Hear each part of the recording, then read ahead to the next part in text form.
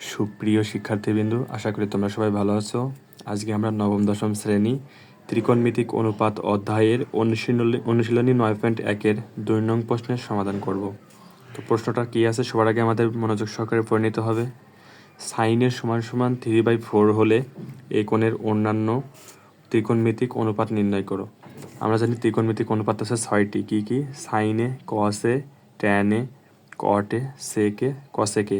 তো আমাদের এখানে শুধু সাইনে মানটা দেওয়া আছে এবং এই মানের সাহায্য নিয়ে আমাদের যে বাকি পাঁচটা ত্রিকোণমিতিক অনুপাত আছে, অর্থাৎ কস, ট্যান, কট, সেক, কসেক, ওই পাঁচটার মানগুলো আমাদের বের করতে হবে। তো চলো অঙ্কটা আমরা খুব সহজে সমাধান করে ফেলি।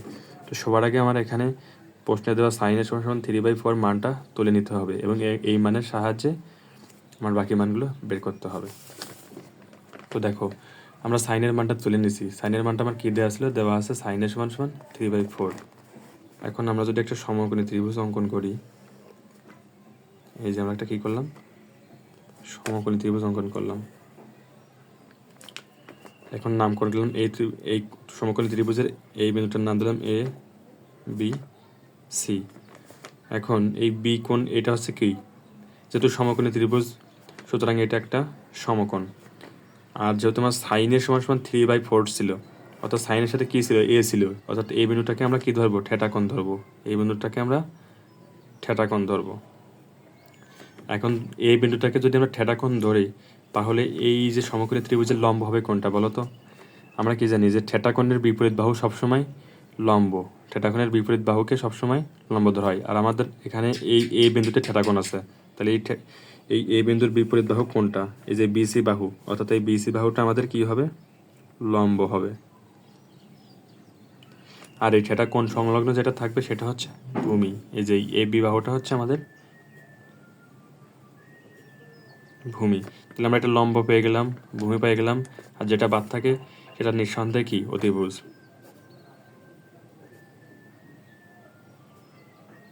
আশা করছি বুঝতে পারছো এতটুকু। তো দেখো, আমার সাইন এ এর মান দেওয়া ছিল 3/4। এখন আমরা জানি কি, সাইনের সমান লম্ব বাই অতিভুজ। সাইনের সমান লম্ব বাই অতিভুজ। তাহলে এখানে দেখো তো, লম্ব আছে কি? লম্ব আছে বিসি, আর অতিভুজ আছে এসি। তাহলে এই বিসি যদি লম্ব হয়, তাহলে বিসি এর মানটা কত পাইছি আমরা? 3। এই যে এখান থেকে 3 পাইলাম। সাইনের সমান যেহেতু লম্ব বাই অতিভুজ, তাহলে আমরা জানি থিটা কোণের বিপরীত বাহু সবসময় লম্ব, তাহলে বিসি বাহুটার লম্ব এবং বিসি বাহু এর মান 3। আর নিচে 4টা আছে কি? অতিভুজ। এই যে অতিভুজ আছে এসি, তাহলে এই অতিভুজ এসি এর মান হচ্ছে 4। তাহলে আমরা লম্ব এর মান পাইলাম, অতিভুজের মান পাইলাম, বাদ হচ্ছে আমরা কোনটা? ভূমি এর মান। তো এখন আমার যে ত্রিকোণমিতিক যে অনুপাতগুলো আছে, আমার প্রশ্নের সবগুলো এই যে এই কোণের অন্যান্য ত্রিকোণমিতিক অনুপাত নির্ণয় করো। আমি কেবল সাইনের অনুপাতটা আমার দেওয়া আছে, সাইনে এর মানটা দেওয়া আছে। আমার বাদ বাকি আরও 5টা ত্রিকোণমিতিক অনুপাতের মান বের করতে হবে এবং ওই মানটা বের করতে গেলে আমার এই ভূমির মানটাও লাগবে। কিন্তু আমরা উদ্দীপক হতে পারলাম লম্বর মান, অতিভুজের মান, কিন্তু ভূমির মানটা দেওয়া নেই, এটা আমাদের বের করে নিতে হবে। আর ত্রিভুজের 2টা বাহুর মান দেওয়া থাকলে অপর বাহুর মান বের করার ক্ষেত্রে আমাদের অবশ্যই পিথাগোরাসের সূত্রের সাহায্য নিতে হবে। তো চলো আমরা এখন এই এ বি এর মানটা, অর্থাৎ ভূমির মানটা বের করব। তো পিথাগোরাসের সূত্র অনুসারে, পিথাগোরাসের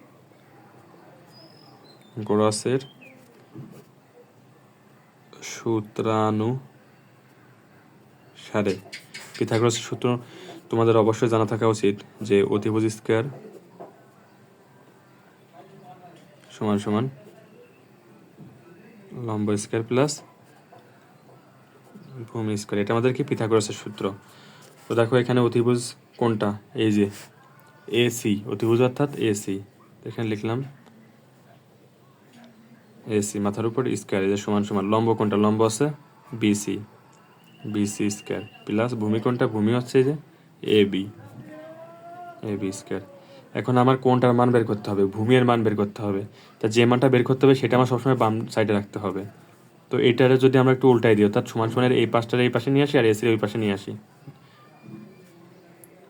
BC square plus AB square আর এসি স্কয়ার।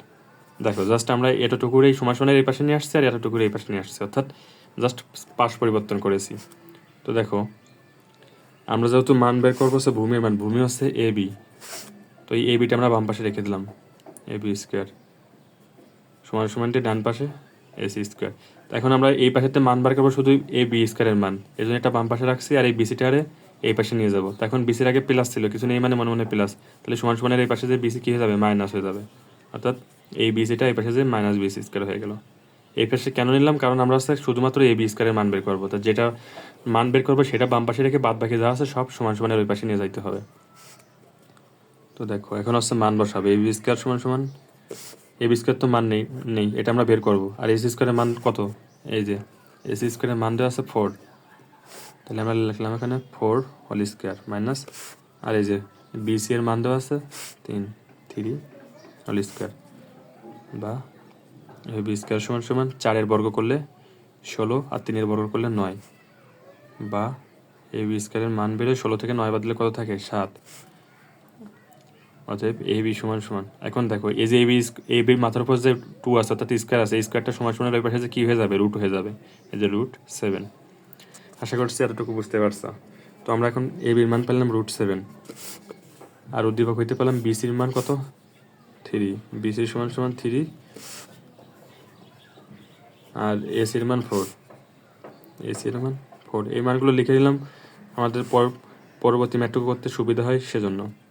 বিসি এর মান আমরা পাইছি অলরেডি কত, এ বি এর মান পাইছি আমরা কত, √7। তো এখানে লিখে দাও এ বি এর মান পাইছি যে √7। এখন দেখো, এখন আমরা পর্যায়ক্রমে ত্রিকোণমিতিক অনুপাতগুলোর মান বের করবো। তো সাইনের মানটা আমার দেওয়াই ছিল প্রশ্নে, তো এখন বের করবো আমরা কস থেকে। তাহলে কসে আমরা জানি কি কস থিটা সমান সমান কি সূত্র, কস থিটা সমান সমান লেখা যায় ভূমি বাই অতিভুজ, কি লেখা যায়, ভূমি বাই অতিভুজ। তাহলে দেখো তো এখানে ভূমি আসছে এ বি আর অতিভুজ হচ্ছে এসি, তাহলে ভূমি বাই অতিভুজ লেখা যায় হচ্ছে A B by AC, A B by AC. এখন একই সাথে মান বসায় দাও, এ বির মান কত √7 আর এসির মান 4। এবার কস পেলাম, কসের পরে আমরা বের করবো ট্যান, ট্যানের সমান সমান আমরা কি জানি, লম্ব বাই ভূমি। সূত্রগুলো তোমাদের আগে থেকে মুখস্থ থাকতে হবে। ট্যানের সমান সমান লম্ব বাই ভূমি, তো দেখো লম্ব এখানে বিসি আর ভূমি হচ্ছে এ বি, তাহলে ট্যানের সমান সমান আমরা লিখতে পারি লম্ব বাই ভূমি, অর্থাৎ BC by A B, BC by A B. তো এখানে বিসি এর মান 3 আর এ বি এর মান √7। তো এখন আমরা কটের মান, তো দেখো কট এ এর অনুপাতের মান বের করতে গেলে আমরা একটা সহজ ট্রিক্স খাটাবো, যে আমাদের ট্যানের মানটা যদি জানা থাকে তাহলে কটের মানটা বের করা আমাদের পক্ষে খুব সহজ। কীভাবে, যে ট্যানের সাথে কটের সম্পর্ক, অর্থাৎ ট্যানের যে মানটা থাকবে সেই মানটা যদি উল্টাই দেই তাহলে কটের মান বেরোয়, অর্থাৎ এই এ বি পড়ে যাবে, বিসি নিচে যাবে। এই যে একইভাবে এই যে এবির মানটা √7 আর বিসির মানটা 3, বা তুমি যদি ট্যানের এই মানটা সরাসরি উল্টায় দাও তাহলেও হবে। যেমন এই যে এটা হচ্ছে ভূমি নিচে ছিল, এটার ক্ষেত্রে ভূমি পড়ে গেছে, এটা লম্ব পড়েছিল, এটা নিচে গেছে, অর্থাৎ ট্যানের সমান সমান লম্ব বাই ভূমি, আর কটের সমান সমান ভূমি বাই লম্ব, অর্থাৎ ট্যানের মানটারে উল্টায় দিলেই কটের মান পাওয়া যায়। তো এখন দেখো সাইন কস ট্যান কট, এখন বাদ আছে সেকে। এখন সেকের সাথে কার সম্পর্ক, সেকের সাথে কসের সম্পর্ক। তাহলে সেক সমান সমান কী লেখা যায় বলো তো তোমরা, সেক সমান কস সমান সমান যদি ভূমি বাই অতিভুজ হয় তাহলে সেক সমান সমান হচ্ছে অতিভুজ বাই ভূমি, অতিভুজ বাই ভূমি। এই যে অতিভুজ হচ্ছে এসি আর ভূমি হচ্ছে এবি, তাহলে এসি বাই এবি,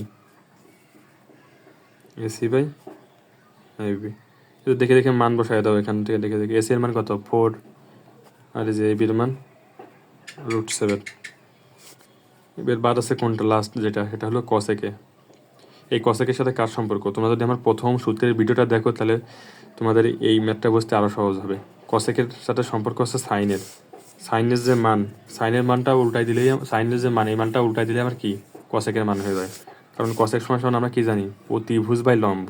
তো দেখো এখানে অতিভুজ কোনটা আছে, এসি, আর লম্ব আছে বিসি, তাহলে AC by BC, AC by BC.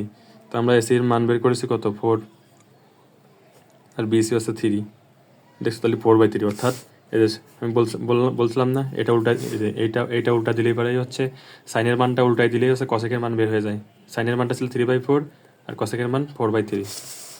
এই যে দেখো 4/3 বের হয়েছে। তো আশা করছি তোমরা অঙ্কটা খুব ভালো মতো বুঝতে পারছো। তো ভিডিওটি তোমাদের কেমন লাগছে কমেন্টের মাধ্যমে জানাও।